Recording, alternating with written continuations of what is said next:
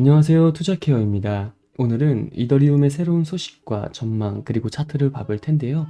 시작하기에 앞서 영상 하단 댓글 보시면 무료 정보방 링크가 있으니 차트 분석, 코인 시황, 주요 일정 체크, 향후 전망 등 실시간으로 정보력이 필요하신 분들은 들어오시면 언제든 무료로 정보 받아보실 수 있으니까요. 언제든 부담 없이 참여해 보시면 좋을 것 같습니다. 그럼 중요한 전체적인 시황부터 살펴보자면 JP 모건은 최근 연구 보고서에서 여러 가지 이유로 이더리움 현물 ETF에 대한 수요가 비트코인에 비해서 훨씬 적을 것이라고 전망을 했습니다. 30일 현지 시간 코인데스크에 따르면 JP 모건은 이더리움 현물 ETF가 올해 남은 기간 30억 달러의 순 유입을 유치할 것으로 예상한다고 밝혔으며, 또한 스테이킹이 허용이 되면 그 수치는 60억 달러까지 올라갈 수 있다고 덧붙였습니다. 니콜라우스 파니거 초글루가 이끄는 분석팀은 비트코인이 이미 우위를 점하고 있는 상태에서 이더리움 현물 ETF 승인에 따라 암호화폐 자산에 대한 전반적인 수요가 포화 상태에 이를 가능성이 있다고 예상을 했는데, 지난주 미국 증권거래위원회 SEC가 신청자들의 주요 규제 서류를 승인함에 따라서 이더리움 현물 ETF의 미국 출시가 임박한 현 상황에 거래가 최종 승인이 되려면 규제 당국이 S1 서류도 승인해야 하는 게 우선이고, 비트코인 현물 ETF는 1월에 거래를 시작을 했었죠. 보고서는 4월에 비트코인 반감기가 비트코인 현물 ETF에 대한 추가적인 수요 촉매제가 됐지만 향후 이더리움에 대한 유사한 촉매제가 없을 것이라고 지적, 그리고 예상하고 있는 상황이고, 보고서에 따르면 출시 초기 10억 달러의 자금이 유출이 되며 이더리움 가격에 하락 압력을 가할 수 있을 것이라고 예상을 했습니다.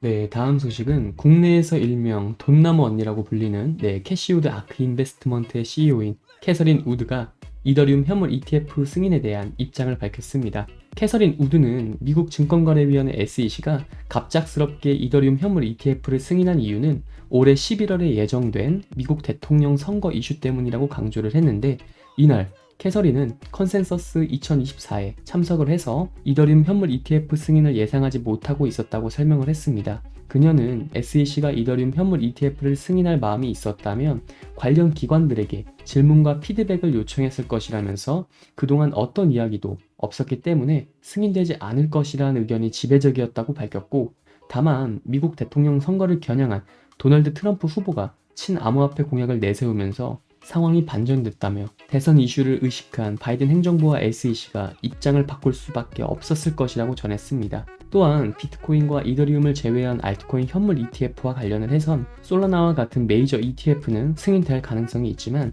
밈코인들은 승인될 확률이 낮을 것이라고 덧붙였습니다.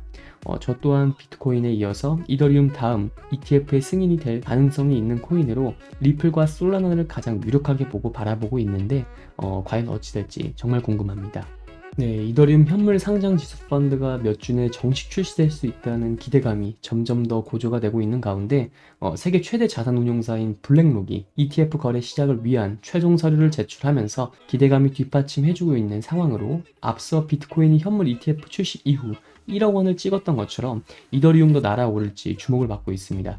업계에 따르면 블랙록은 이날 미국 증권거래위원회 SEC에 이더리움 현물 ETF 증권 신고서인 S1 수정본을 제출을 했고, SEC가 지난 23일 8곳의 이더리움 현물 ETF 심사 요청서를 승인한 지 일주일 만입니다. 증권 신고서 제출은 사실상 ETF 정식 출시 직전 단계로서 모든 ETF는 SEC로부터 심사 요청서와 증권 신고서를 차례로 승인받아야 미국 증시에 거래가 될 수가 있고, 지난 1월 출시된 비트코인 현물 ETF 역시 심사 요청서 승인, 그 다음에 증권 신고서 승인, 현물 ETF 출시, 이 순서로 진행이 됐었죠.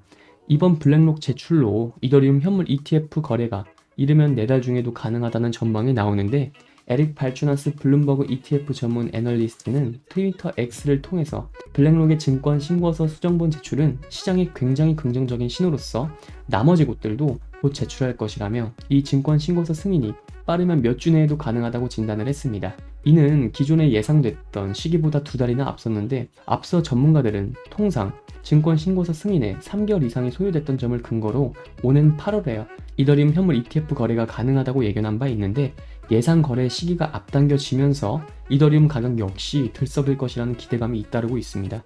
지난주 SEC의 승인에도 이더리움이 잠잠했던 것은 현물 ETF 실제 거래까지 수개월이 소요될 수 있다는 불확실성이 작용했기 때문으로, 블랙록이 이번 해당 불확실성을 제거를 하면서 시장 방향성도 반전할 것이란 전망입니다. 제임스 세이파트 블룸버그 ETF 전문 애널리스트는 트위터를 통해서 블랙록의 증권 신고서 제출은 우리가 기다리고 있던 내용이라며 발행사와 SEC가 이더리움 현물 ETF 출시를 위해 노력하고 있는 것으로 보인다고 분석을 했습니다.